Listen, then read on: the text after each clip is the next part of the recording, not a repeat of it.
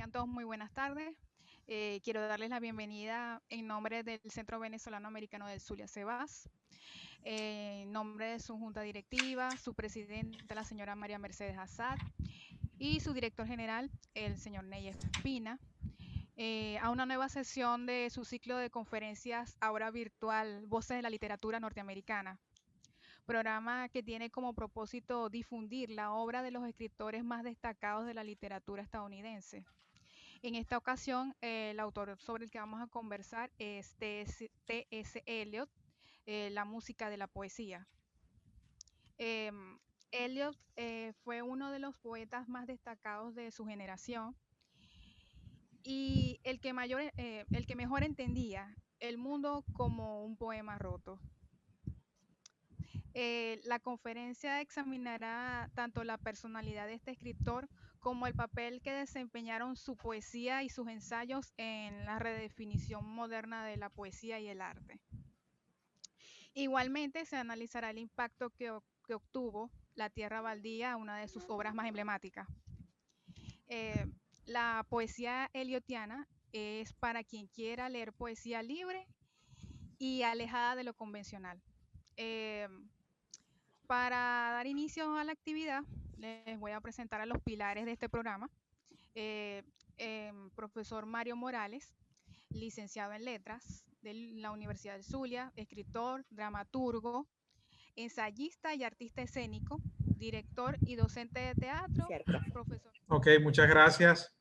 Gracias a toda la junta directiva de el CEBAS que nos ha permitido esta maravillosa oportunidad, no solamente a dos profesores de la Escuela de Letras de la Universidad del Zulia, sino a este pequeño grupo de lectores que va poco a poco formándose y va poco a poco apareciendo de manera maravillosa en las pantallas, ¿no?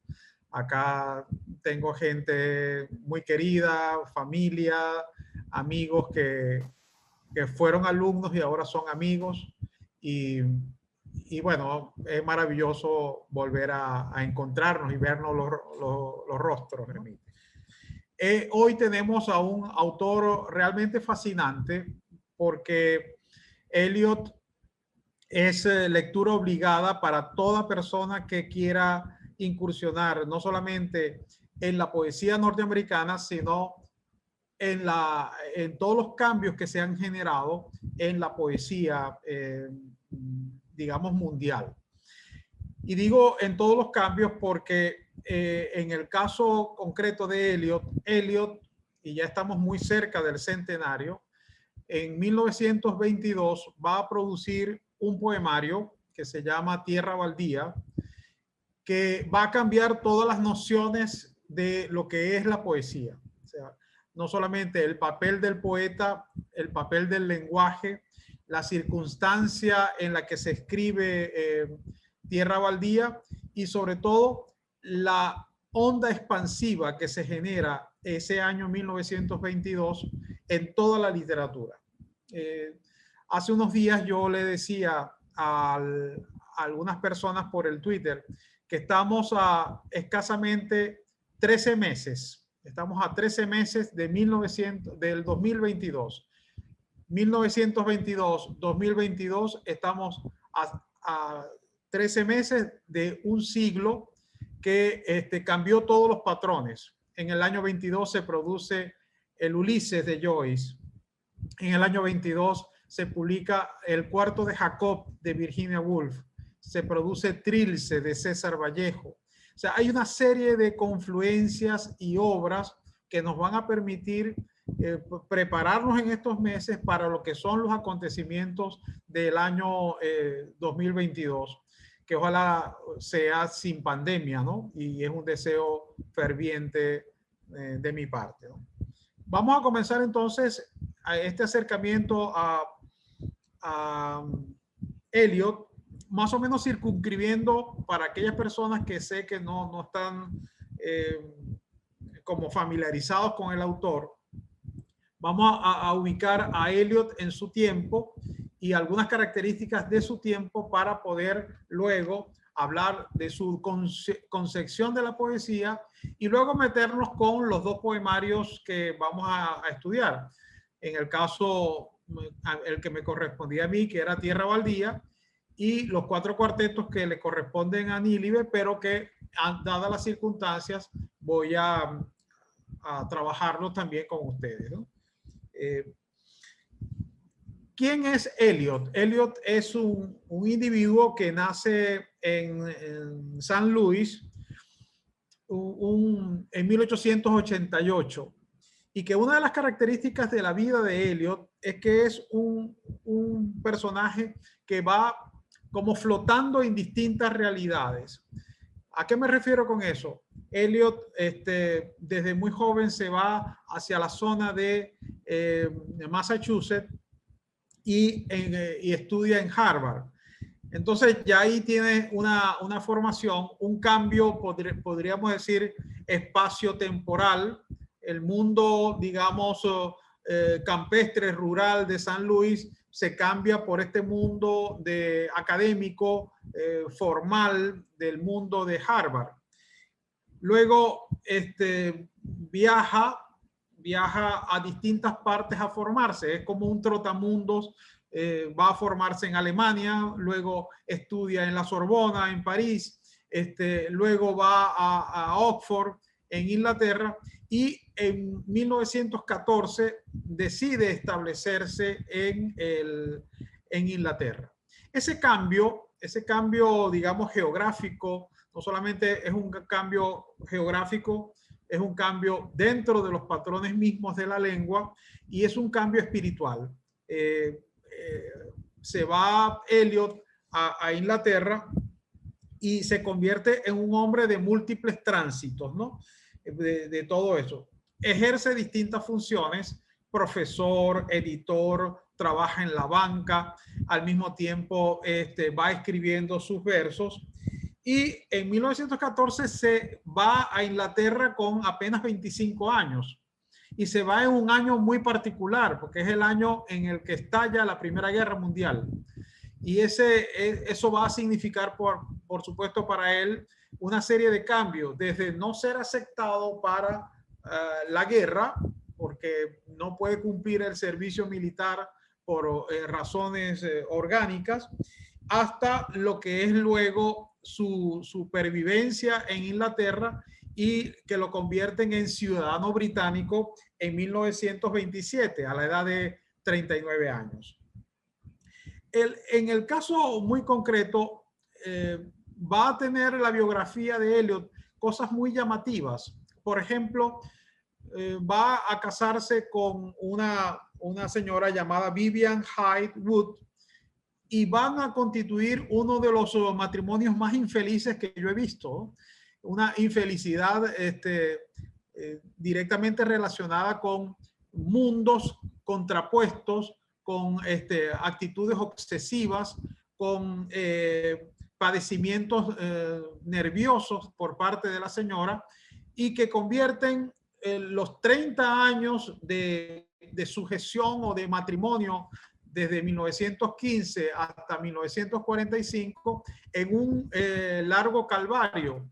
No solamente porque Eliot va a separarse de ella, sino porque su esposa se va a convertir en una perseguidora permanente. Hay periodos de la vida de Eliot que lo llevan a esconderse en casas de amigos para que la presencia de ella no lo perturbe, porque era capaz esa señora en sus delirios emocionales de presentarse en el sitio que sea y hacer una escena o formar una escena de llanto en un mundo marcado, por supuesto, por la rigidez, las pausas, el carácter flemático de los ingleses, ¿no? En 1945, por supuesto, esa señora que estaba internada en un sanatorio para enfermos mentales muere y hay un cambio en la vida de Eliot porque puede él transitar hacia otro tipo de territorios, de territorios de búsqueda espiritual. Por supuesto, viene en la década de posguerra, 45 en adelante, viene una etapa de consolidación. El año 48 se le da el Premio Nobel de Literatura. Ya él había publicado en el año 22 Tierra Baldía, en el año 41 se habían reunido los 4 cuartetos y esas 2 obras habían constituido, unido a todo lo que es la escritura crítica y la escritura dramatúrgica, habían constituido pues las bases de un intelectual que venía marcando la pauta en las formas de hacer poesía. Cuando yo les dé algunos ejemplos de la influencia de Eliot, entonces van a poder entender algunos aspectos maravillosos, ¿no? Incluso ahora que Elaine está acá y está Carlos, la relación entre Eliot y Lorca, ya se las voy a mencionar y seguimos en esa, hilando cosas con respecto a la figura de Lorca, ¿no? Que es otro personaje al que le debemos algo, ¿no? Y por supuesto, ya del 45, del 48 en adelante, es la figura pública, es el hombre con un prestigio que termina sus días en el año 1965, ¿no? A grosso modo, he tratado de sintetizar una vida compleja, una vida de contactos insólitos. Cuando Eliot se va a Inglaterra con el primer grupo que se reúne, es con el grupo de Bloomsbury, que es el grupo de Virginia Woolf. Y entonces la manera como Eliot entra en ese mundo y se convierte en un participante más de la poesía, de la conversación literaria.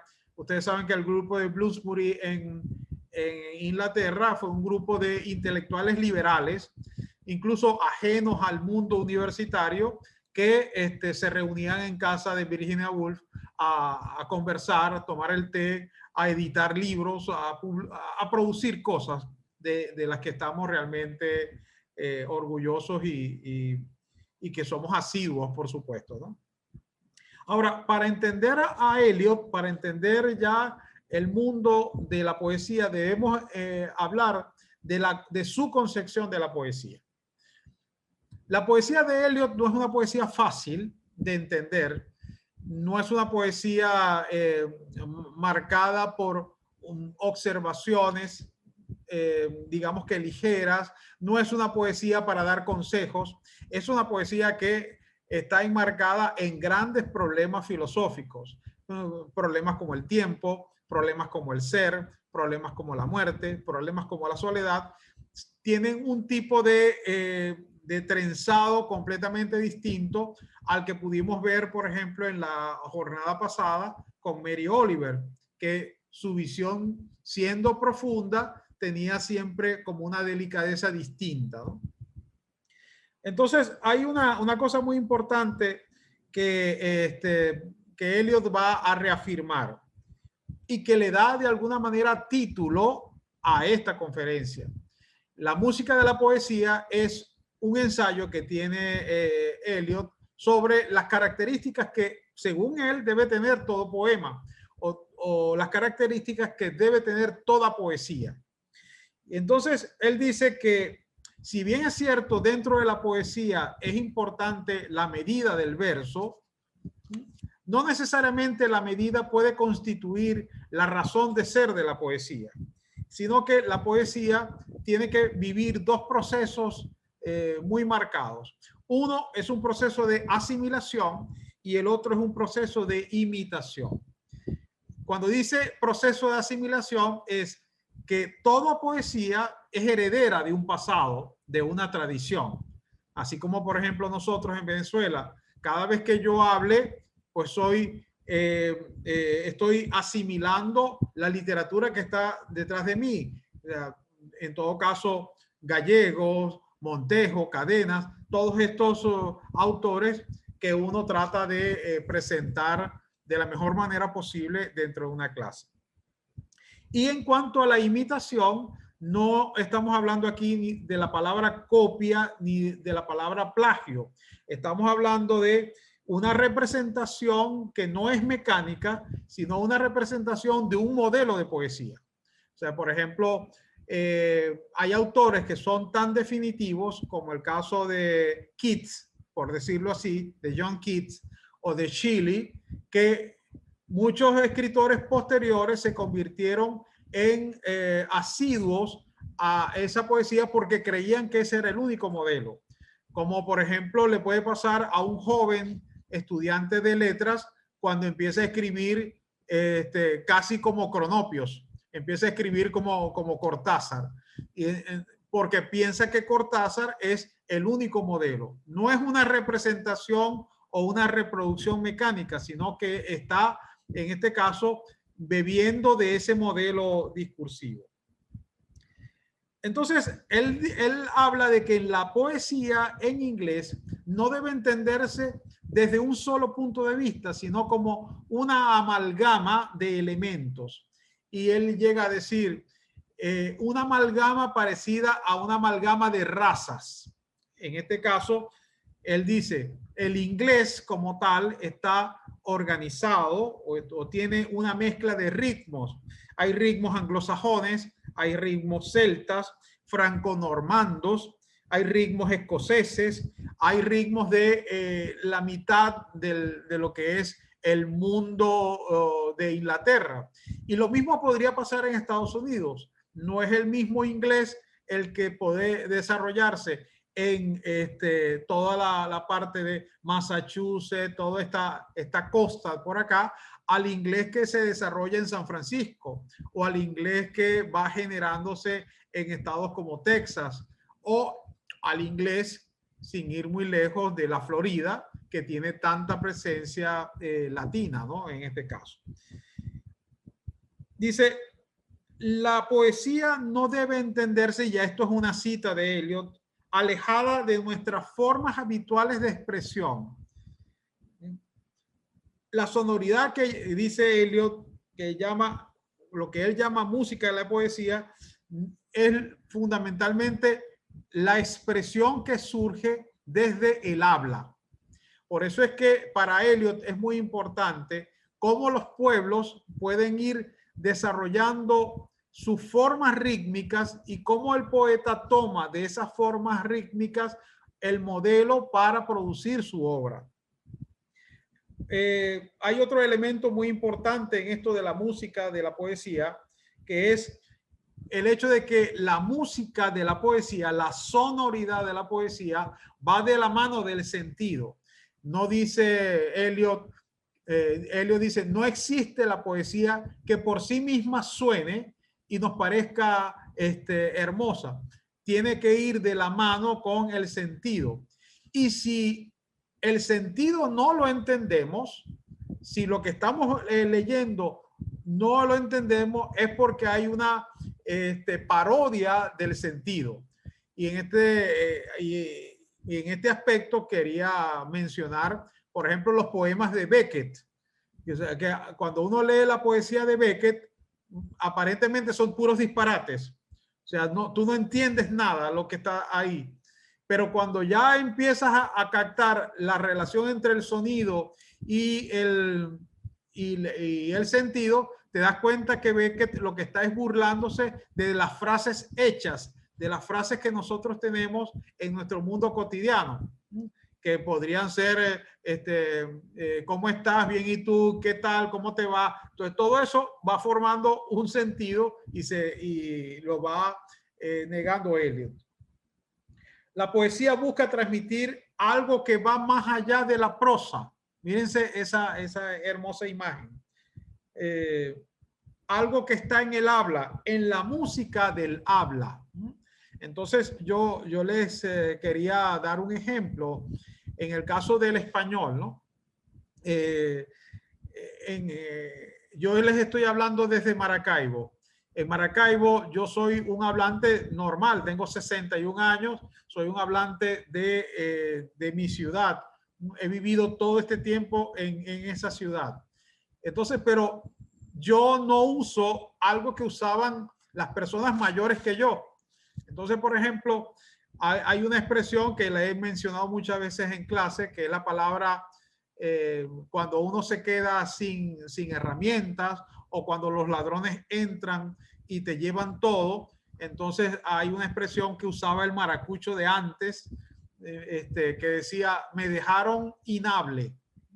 Entonces esa expresión inhable, que es una expresión que tiene una sonoridad y que forma parte del habla, es una variante del latín, porque inhable es una expresión que viene de in albis, en blanco. Entonces cuando a uno, por ejemplo, tiene su dinero en la cartera y llega la esposa y le quita todo el dinero, lo deja inhable, lo deja sin posibilidades, en este caso, porque lo deja en blanco, ¿no? Entonces, ese tipo de vocablos que estoy mencionando forman parte del habla y el habla tiene una riqueza y una musicalidad que es lo que Eliot trata de rescatar en este caso. Y por último, el poema es una totalidad y esa totalidad tiene, así haya partes que nos parezcan disonantes, esas partes significan. Por ejemplo, acá que tengo a Carlos Urribarri, que él es un músico profesional, sabe la importancia que dentro de la música tiene el silencio. Entonces, como en el silencio se convierte ese momento de vacío en parte de la explosión musical.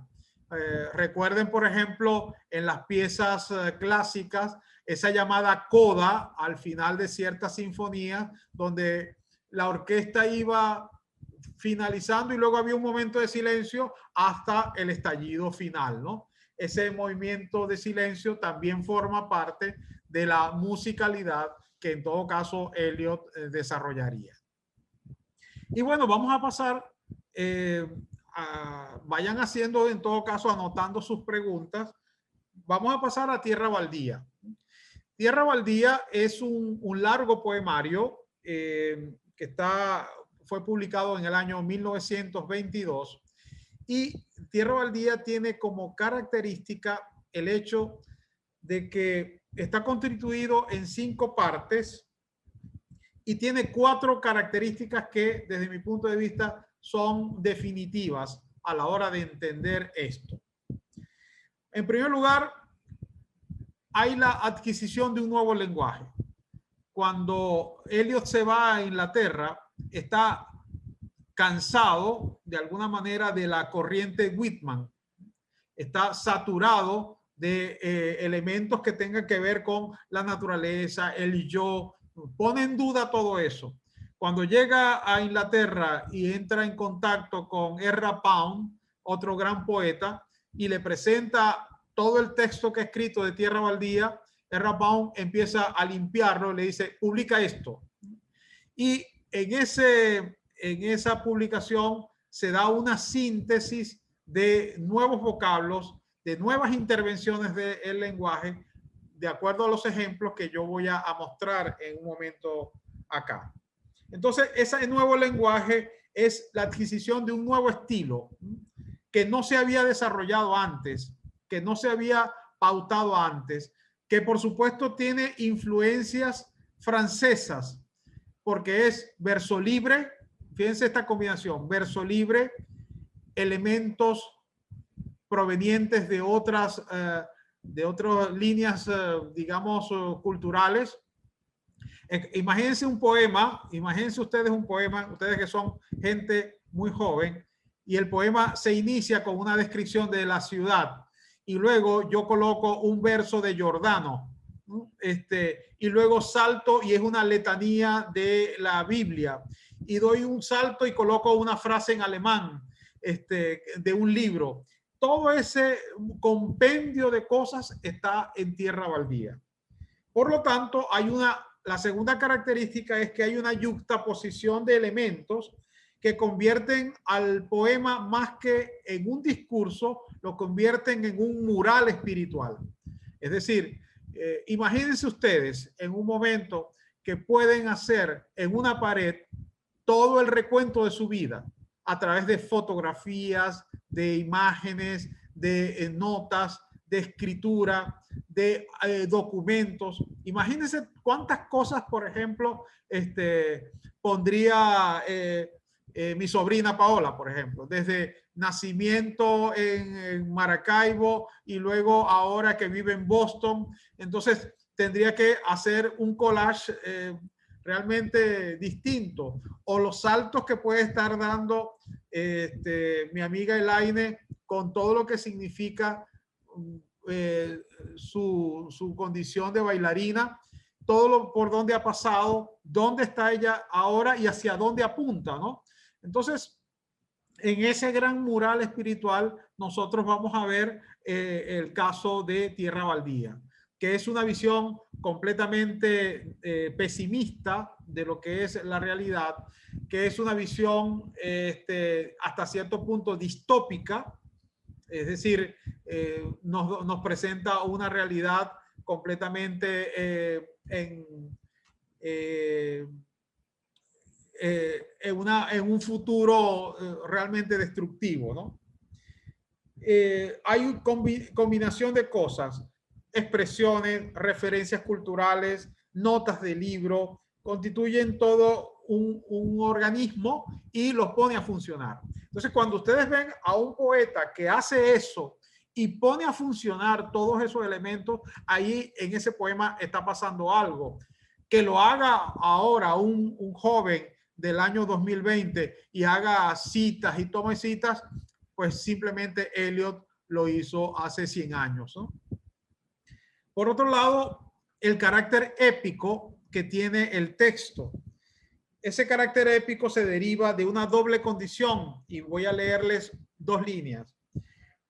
Es la expresión de un canto doloroso más allá de los tiempos, porque es un canto de la humanidad. Tierra Baldía es un canto a la humanidad, a la destrucción de la humanidad, a la destrucción del mundo. Recuerden, 1922, en 1918 ha terminado la Primera Guerra Mundial y tenemos una Europa mutilada, por decirlo así, ¿no? Y por supuesto, es la visión del hombre cuyo destino está marcado por la muerte, que es un tema que se va a reiterar permanentemente en la vida de Eliot. Por último, podríamos decir que en Tierra Baldía la fragmentación que se ve en apariencia es la imposibilidad que tiene Eliot para expresarse. Es decir, en Eliot siempre uno de los temas es el tema de la comunicación, y algo que a mí realmente me llama mucho la atención, que es la noción de privacidad como angustia. Es decir, la imposibilidad de poder nosotros decirle a la persona que tenemos al lado lo que nos está pasando, y lo que nos está pasando se convierte en angustia. Entonces, por eso hablo de la privacidad de la angustia, y esta es una frase que ofrezco a la audiencia, porque esa es una de las características más marcadas que tiene la poesía de Eliot.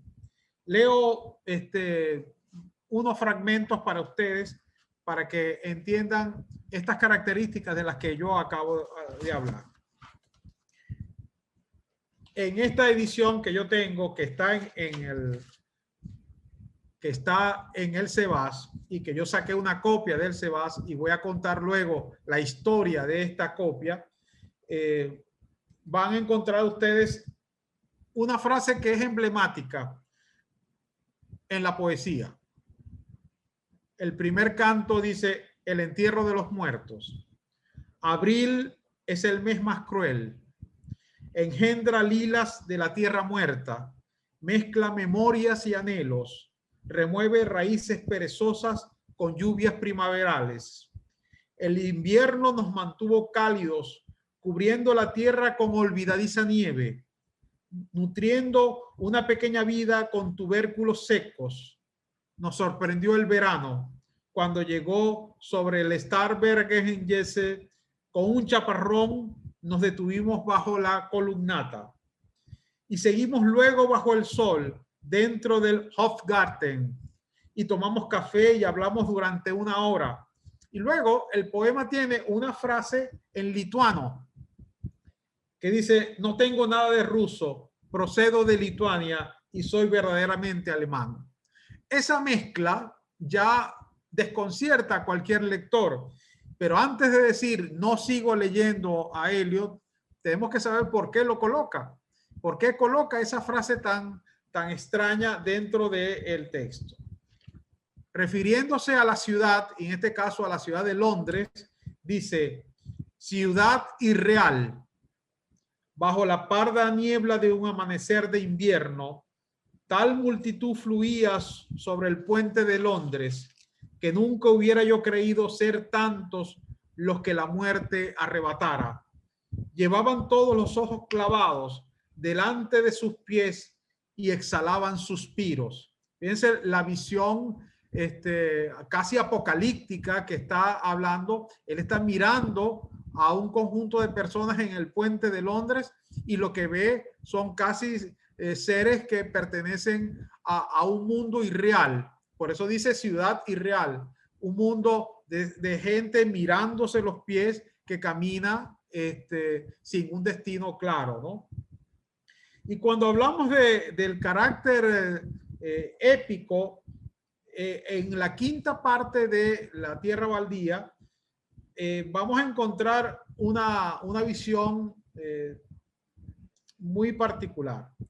Dice el texto, y es el segundo texto que leo para ustedes, para luego pasar a los 4 cuartetos.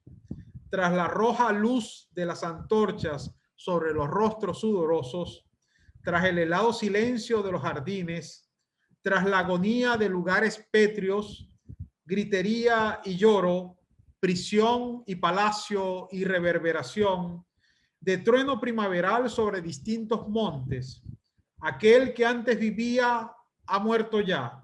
Nosotros que vivíamos antes estamos ahora muriendo. Con un poco de paciencia. Aquí no hay agua, solo roca. Roca y no agua. Y el camino arenoso. El camino sube serpenteando las montañas, que son montañas de roca sin agua. Si hubiese agua, nos detendríamos a beber. Entre las rocas no puede uno ni pararse ni pensar. El sudor es seco y los pies sobre la arena. Si solo hubiera agua entre las rocas. Muerta montaña, boca de cariosos dientes que no puede escupir. Entonces, para explicarles por qué eso es un texto épico, es porque el poeta se convierte en la voz que representa a un colectivo. Generalmente cuando nosotros hablamos de un elemento épico es porque ese hecho épico nos representa a todos. ¿Por qué, por ejemplo, Gaby, que es mi hija, que está allá en Argentina y ha visto todos los acontecimientos del entierro de Maradona? ¿Por qué para la sociedad Maradona representa tanto? Porque Maradona es el tipo de héroe que llega en un momento determinado y se convierte en parte del imaginario de un colectivo que piensa que lo que hizo Maradona es equivalente a lo que puede hacer cualquier argentino, ¿no? Entonces, ese elemento épico va a estar acá, por supuesto, con un tono negativo, con un tono terrible, porque es como si anduviera esa voz en el desierto, hablando y tratando de encontrar una salida. Aquí no puede uno ni pararse, ni acostarse, ni sentarse. No hay ni silencio siquiera en las montañas, sino el seco, estéril trueno sin lluvia. No hay ni soledad siquiera en las montañas, sino ceñudos rostros rojos que gruñen entre dientes. Desde los umbrales de casas de tierra apisonada, si hubiese agua y no roca, si hubiese roca y también agua, y agua, un manantial, un pozo entre las rocas, si solo se oyera rumor de agua, no la cigarra, ni la hierba seca cantando. Entonces, fíjense ustedes esa visión que nosotros estamos teniendo en Tierra Baldía, ¿no? Una visión de una tierra completamente arrasada, pero que en mitad de esa tierra el poeta se convierte en la voz que canta desde lo estéril. Y es muy importante esto para los estudiantes o interesados en el área de la literatura, ver esta versión que yo estoy leyendo es una joya que está en el SEBAS. Voy a mostrar el libro para que la gente del SEBAS lo ubique y lo proteja. Yo le saqué una copia al libro, en este caso dice Tierra Baldía y 4 cuartetos, es una copia de este material, pero lo grandioso de este material es que el traductor de Tierra Baldía es Ángel Flores. Y ustedes me dirán, bueno, ¿y quién es ese señor Ángel Flores? Pues, ¿de dónde es? Resulta que Ángel Flores es un hombre que vive en el tiempo de Lorca. Es el que hace una de las primeras traducciones de Tierra Baldía al español. Cuando Lorca está a punto de irse a Nueva York, el AINE, para que me escuches ahí, cuando está a punto de irse a Nueva York, Ángel Flores le muestra la traducción de Tierra Baldía. No es al azar que luego Lorca escribiera Poeta en Nueva York en el año 29. Esas conexiones son perfectas a la hora de desarrollar cualquier analogía y cualquier trabajo dentro de lo que es el mundo de literatura comparada. Lorca leyó esa traducción, Ángel Flores continuó y luego la publicó, pero Lorca se fue con esas imágenes, la imagen de la ciudad como el gran monstruo en decadencia, que luego él va a traducir en Nueva York. No estoy hablando de copias, no estoy hablando de plagios, estoy hablando de influencias, de cómo un texto puede decir, ah, pero esto se puede escribir así, como cuando García Márquez leyó a Rulfo y leyó Pedro Páramo. Entonces, en Pedro Páramo que los personajes hablan de tumba a tumba, porque están todos muertos, y entonces García Márquez le dijo a Álvaro Muti, ah, pero esto se puede contar así. Claro, porque los logros en literatura o en poesía tienen esa característica. Hay alguien que lo dice y se inaugura una manera de contar. Como cuando nosotros vemos las 2 primeras líneas de la Metamorfosis. Se inicia un personaje que se levanta una mañana y está convertido en insecto. Y para él es importante el espacio, el ruido de los familiares. No hay ni un grito. O sea, para él es completamente natural. Esa naturalidad de Kafka en la Metamorfosis o en la transformación, porque debe llamarse así, es fundamental en en las obras que marcan tiempos específicos de la literatura. Continúo entonces con los 4 cuartetos, que es tal vez una obra que marca ya la expansión de los logros que en el caso muy concreto de Eliot puede tener un poeta. Un poeta, al igual que todo artista, tiene hitos dentro de su obra. Hay escritores que producen una obra brillante, maravillosa, y luego al final producen una obra que es insólita. Por ejemplo, cuando uno ve el caso de Octavio Paz produce La llama doble de 80 años. Es decir, La llama doble, que es un libro de erotismo, está producido y escrito por un hombre de 80 años. O sea, no es un muchacho de 30 en plena efervescencia erótica, no, es un hombre de 80 años que habla sobre eso.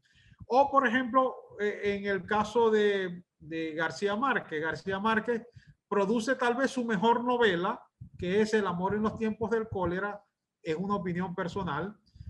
Es tal vez su mejor novela, superior en muchos casos a 100 años de soledad, pero se le premia básicamente por la obra anterior. ¿no? Concretamente, todo lo que había hecho hasta 100 años de soledad. Entonces, al igual pasa con los pintores. Hay cuadros que son representativos y de una época y de un momento y se convierten en marcas que tiene ese artista. En Eliot no vamos a conseguir lo contrario. Eliot es un hombre que publica Tierra Baldía en el año 22.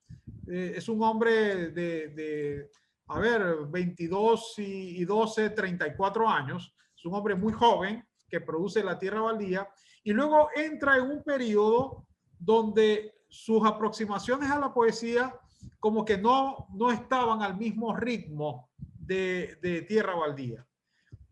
En el año, concretamente en el año 1934, cuando ya es un hombre de 40 y tantos años, produce un primer poema largo que se llama Burr Norton, que está asociado a una casa de campo que él visitaba. Ese poema largo se va a unir a otros 3 poemas que se van a publicar en años distintos. En el año 1940, el East Cocker, en el 41, The Dry Salvage, y en el 42, The Little Gidding, que son lugares específicos que él va recorriendo.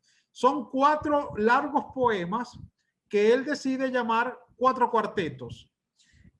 Entendiendo la idea del cuarteto desde la estructura musical.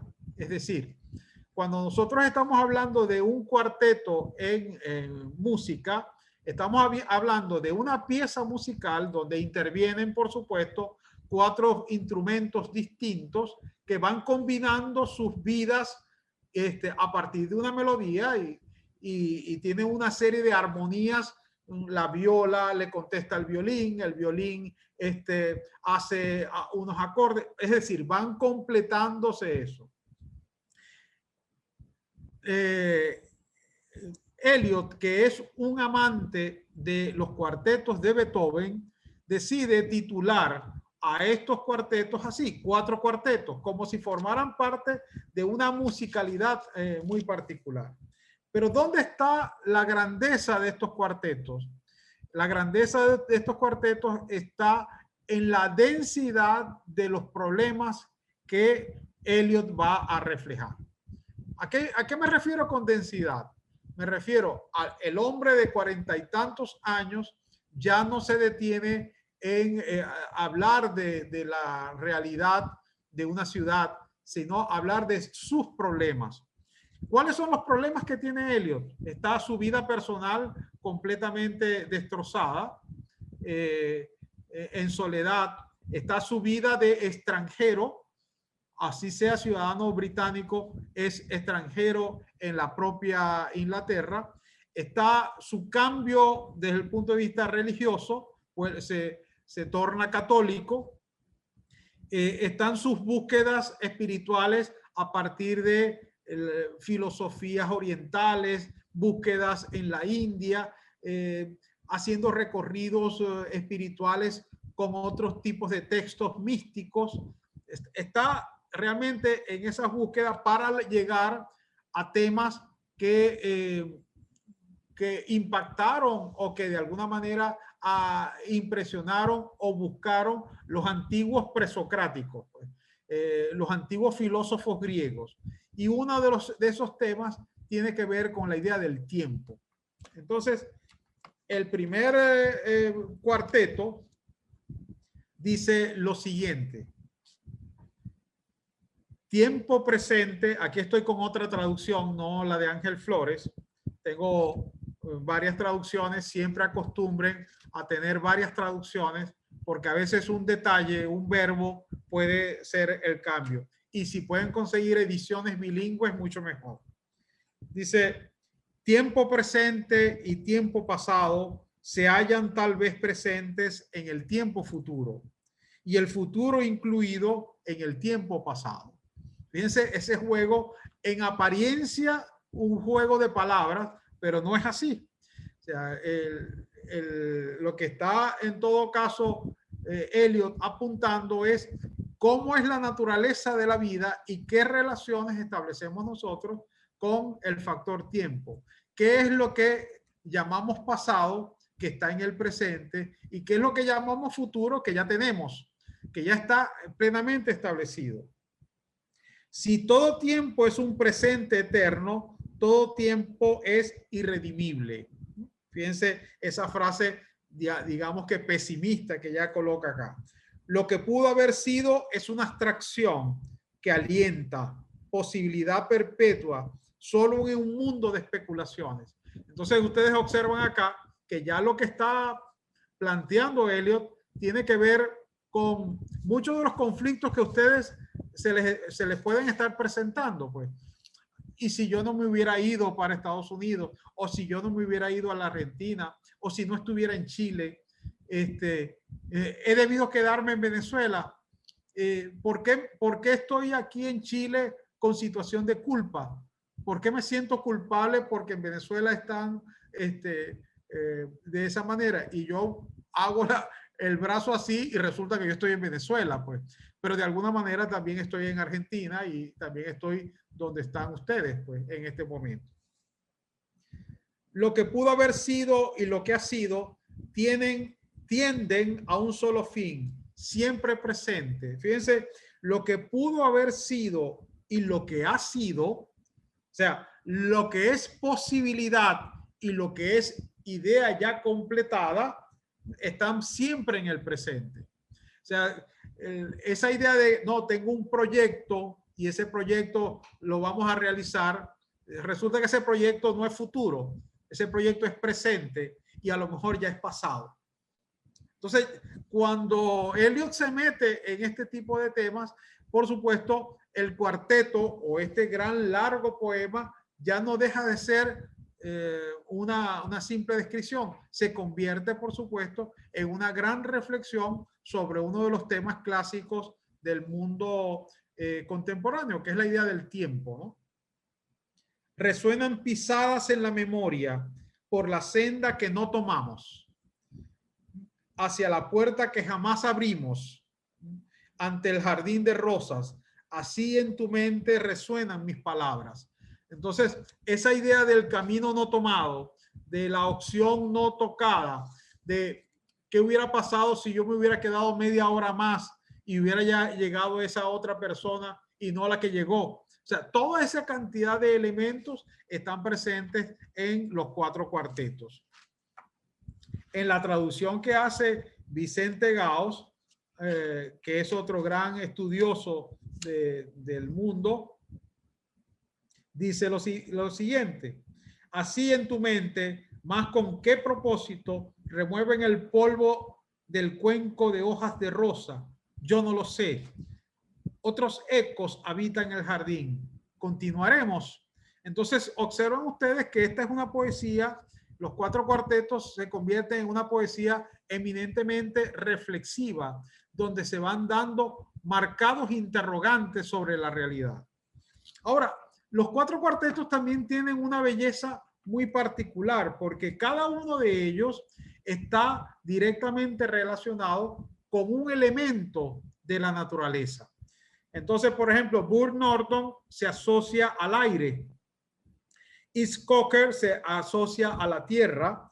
The Dry Salvage se asocia al agua. Y se asocia al agua porque el ambiente que se desarrolla es un conjunto de islotes que quedan en la costa de Massachusetts. Concretamente dice Cape Ann, el Cabo Ana, ¿no? Y la última que tiene que ver con el fuego y que esa idea del fuego está directamente relacionada con un conjunto de elementos que Eliot incorpora. ¿Y qué incorpora Eliot? Sobre todo en ese último poema, nada más y nada menos que la Divina Comedia. Entonces, cuando una persona lee a Eliot, se da cuenta, yo les doy un consejo, no se derrumben ante Eliot. O sea, traten de tomar a Eliot e ir anotando cosas, ir investigando, como si fuera una materia por descubrir. Cada capa de la poesía es una capa distinta de significado. ¿Y qué ocurre en la Divina Comedia? Pues para Eliot, que está mirando el cielo, hay un momento en que ve los bombardeos del mundo de Inglaterra, los bombardeos que hacen los alemanes, y él empieza a pensar que está en el infierno y que se va a conseguir con Beatriz, la gran amada de Dante. Entonces, esa asociación, esa analogía es absolutamente brillante porque nadie la había tomado en cuenta. Pues la manera como el poeta tiene un poder que es revitalizar la poesía que leyó, revitalizar el mundo que leyó. Entonces, acá en esta última parte voy a leerles un último fragmento para no aturdirlos, ¿no? Entonces, dice, empieza con esta descripción, dice, la primavera en pleno invierno es su propia estación. La primavera en pleno invierno. Fíjense el contraste de cosas que sempiterna, aunque pútrida, hacia el ocaso, suspendida en el tiempo entre el polo y el trópico, cuando el corto día es más claro con escarcha y fuego. El breve sol enciende el hielo del estanque y las zanjas en el frío sin viento que es el calor del corazón. Fíjense, el calor del corazón es el frío sin viento. Entonces, miren tengan una idea de esa visión terrible que tiene Eliot, y que este poema termina con una gran frase, en este caso tomada de textos hindúes. Voy a leerles acá el final. Entonces dice acá, sea lo que era el principio, en el manantial del río más largo, la voz de la cascada oculta y los niños en el manzano, no conocidos porque no los buscamos, pero oídos, semioídos en la quietud, entre dos olas del mar. De aquí ahora, aquí, ahora, siempre, una condición de completa simplicidad, que cuesta nada menos que todo, y todo irá bien, y toda suerte de cosa irá bien, cuando las lenguas de llama se enlacen en el nudo postrero de fuego, y el fuego y la rosa sean una sola cosa, ¿no? Una visión donde hay toda la idea del fuego como elemento purificador, está al mismo tiempo la idea de el mundo como principio, y ahí toma él muchas cosas de San Juan de la Cruz, y por supuesto la idea de que el hombre tiene, pese a todo, la posibilidad de construirse y edificarse. Hay muchas cosas que podríamos hablar más de Eliot. La manera como Eliot al final de su vida intenta encontrar serenidad. Muchos años después de la muerte de su esposa, se casa nuevamente con la persona que va a estar hasta el final de sus días, que era la secretaria, y de alguna manera se convierte en compañera de vida. Al final de sus días tuvo una vida relativamente plena, pero fue un hombre que tuvo la sensibilidad como a flor de piel para poder entender los grandes dramas del siglo, ¿no? Y cuando digo los grandes dramas del siglo, todo lo que generan dos guerras mundiales, todo lo que genera bombas atómicas, gente que muere por bombas de gas, todo lo que significó el horror, él lo desarrolló desde su espiritualidad. ¿Y qué respuestas buscó? Buscó mensajes en el mundo hindú, en el mundo oriental, como fórmulas de serenidad, como las fórmulas que uno puede encontrar de pronto en la literatura para seguir avanzando y seguir creciendo, ¿no?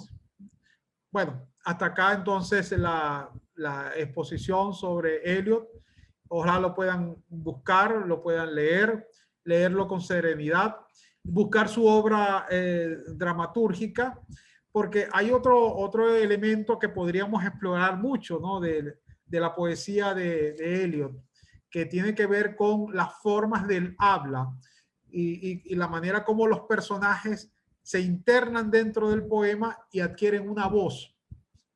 En teatro hay tres funciones que se dan dentro del habla, ¿no? La función locutiva, la función ilocutiva y la función perlocutiva. La función locutiva es el acto de habla en sí mismo. Cuando uno dice cualquier enunciado, cuando lo habla, es la función locutiva. La función ilocutiva es cuando uno le da una intención al texto. En este caso,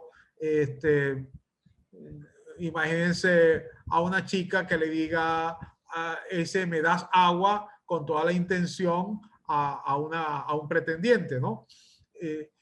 Y la función perlocutiva, que es la que existe y da sentido al teatro, es cuando el enunciado busca una modificación en el interlocutor. Por eso que el teatro tiene ese poder dominante dentro de la perlocución. La perlocución en la poesía de Eliot es permanente. No es al azar que los últimos años de la vida de Eliot se hayan dedicado al teatro. Bueno, muchas gracias y siempre a la orden para las preguntas que quieran hacer. Muchísimas gracias, profe. Excelente como siempre. Los invitamos a todos los que quieran hacer comentarios o preguntas para que los escriban por el chat. Vamos a ver qué nos dicen por aquí. Tenemos un comentario de María Gabriela Ordaneta que dice, una maravilla haberle escuchado, profesor Mario. Bueno, muchas gracias. Gracias, Gaby. Y Elaine Uzcategui nos comenta que todo lo que dijo sobre la música de la poesía me recordó a algo que dijo hace tiempo la profesora Nílibe en una clase. Parafraseando, el lenguaje existe y está allí. La poesía lo que hace es tomarlo y darle forma, embellecerlo. Sí, por eso es tan importante la idea de Eliot de que la poesía nace del habla. Por eso es que los poetas, cuando alguien empieza a escribir poesía y empieza a denigrar de la expresión popular, entonces se convierte en un productor de lenguaje, digamos que ultra refinado, y pierde la perspectiva sobre la riqueza que tiene el habla en todo caso de la gente común, que es la gran productora de los cambios, que es la gran modificadora de los estándares de la lengua en todo caso, ¿no? Tenemos otro comentario por aquí de Dixon Luna que dice, la opinión del profesor Mario sobre la sinestesia en la obra de T.S. Eliot. Pues bueno, gracias Dixon. Es muy importante ese concepto, ¿no? El concepto de la sinestesia como figura, como elemento retórico. Cuando nosotros hablamos de la sinestesia, estamos hablando del cruce de imágenes, ¿no? Es como, por ejemplo, si uno dijera una suave luz entraba por la ventana, ¿no? Entonces, hay una imagen visual y una imagen táctil que se combinan, ¿no? En este caso, las descripciones que hace Eliot renovaron el lenguaje precisamente porque no bastaba decir que la ciudad estaba fea, sucia, gris, ¿no? Sino porque él era capaz de un enunciado que puede ser un enunciado sencillo, darle un adjetivo y convertirlo en una frase poderosísima. El mismo hecho de abril es el mes más cruel, o sea, ahí hay todo un misterio, ¿no? Pero el darle el adjetivo cruel al mes de abril, ya hay una fusión de contenidos ahí. La sinestesia no todo el mundo la maneja con propiedad y no todo el mundo la maneja con acierto, porque hay gente que puede utilizar la sinestesia casi como un elemento almibarado, es decir, como ese tipo de recursos que a veces se mezclan y que a veces nos cuestan entender en algunos poetas modernistas. Lo aceptamos a veces a regañadientes del propio Rubén Darío, pero a la hora de ver a los seguidores de Darío nos cuesta, ¿no? Pero es muy importante ese elemento porque las renovaciones en poesía son renovaciones que tienen que ver con pequeños cambios, ¿no? Cuando uno ve el comienzo de 100 años de soledad, nadie había asociado las piedras de Río con huevos prehistóricos. Entonces, el hecho de que García Márquez dijera piedras grandes, pulidas y brillantes como huevos prehistóricos, creo que más o menos dice así, como huevos prehistóricos, ya nos rompió nuestra percepción. Ese símil que hace García Márquez es un cambio drástico en la percepción estética del lenguaje. Gracias, profe. Por aquí también tenemos un comentario de nuevo Elaine, que nos dice que también les recuerda una cita que dice, la danza es la poesía del movimiento. Eso se entiende como la danza es el movimiento, lo que la poesía es al lenguaje. Bueno, por supuesto, esa asociación es muy feliz y qué bueno que la hagas y la manera y la fotografía las fotografías que te han tomado, sobre todo de ese recorrido que hiciste de fotografías, la fotografía final donde estás en el aire, con ese vestido así, esa es una buena muestra de ese elemento poético, la captura de lo poético ahí, ¿no? Y por eso es que cuando nosotros vemos a un gran poeta, el que sea, siempre vemos la manera como toma de la realidad elementos y los convierte les da estatura poética, los pone no solamente en función poética, sino que les da estatura poética porque la colocación de un simple elemento lo puede hacer a través de un símil, de una metáfora, de un tropo, de todos esos recursos que a veces son muy fastidiosos para enseñarlo, pero que son muy ricos a la hora de entender cómo está hablando la gente, pues. Cómo puede la gente, a través de un tropo o de un giro lingüístico, entender su realidad y entender lo que él quiere decir, pues expresar lo que quiere decir. Ok. Por aquí también tenemos a la señora Naima, que comenta que muy rica e interesante la disertación. Me gustó la forma simple y directa del lenguaje usado por el profesor, muy elocuente y enriquecedora. Me gustaron los detalles y los elementos históricos que no conocía. Muy agradecida. Bueno, este tipo de actividades que más que una exaltación de egos o cualquier cosa de esa, es en el fondo la construcción, el poner un pequeño ladrillo, pues. O sea, nosotros podríamos estar ahorita todos sentados quejándonos del mundo, ¿no?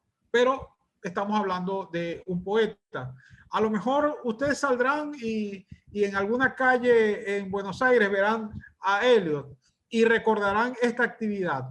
Y eso de alguna manera los va a enriquecer, ¿no? Y no estoy haciendo esto por proselitismo religioso, ni yo quiero tener una secta, ni nada de eso, sino el hecho de que podamos en un momento determinado hablar de poesía más allá del precio del dólar. Maravilloso, profe. Elda Faria nos comenta, interesante y muy didáctica la intervención del profesor Mario. Felicitaciones. Gracias, muchas gracias.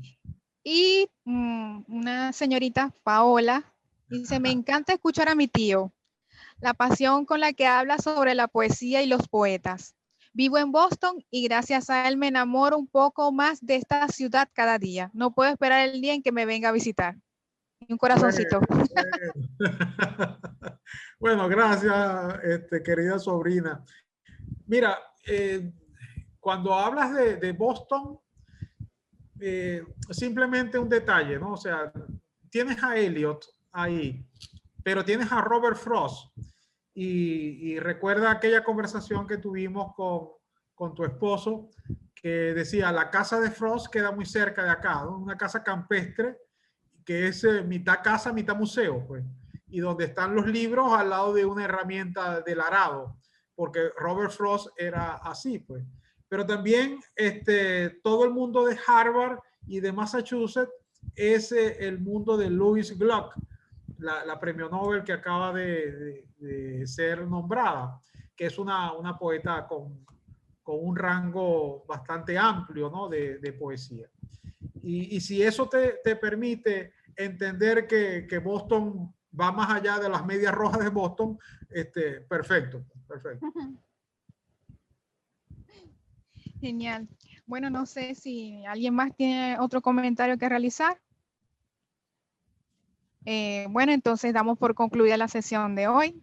Okay. Muy agradecida con usted, profesor, como siempre, por su interesante disertación. Bueno, muchas gracias. Gracias, Víctor. Gracias a todos. Gracias por tomarse este tiempo. Gracias al SEBAS.